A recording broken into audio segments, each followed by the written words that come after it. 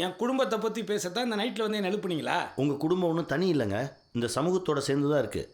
இந்த சமூகத்தில் நடக்கக்கூடிய அவலங்கள், குறைகள் இது எல்லாமே தான் உங்கள் குடும்பத்தில் எதிரொலிக்குது.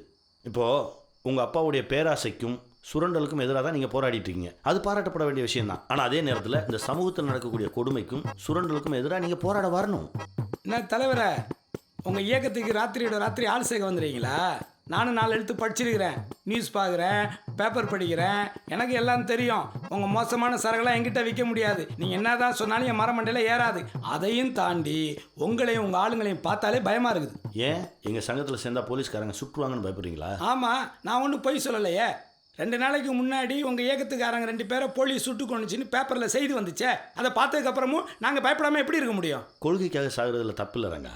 பசி பட்டினியில் சாகிறத விட இது எவ்வளவோ மேல். இந்த வன்முறையிலலாம் எனக்கு நம்பிக்கை கிடையாது. ஏதோ நாங்கள் தான் வன்முறையை கண்டுபிடிச்ச மாதிரியே பேசுகிறீங்க.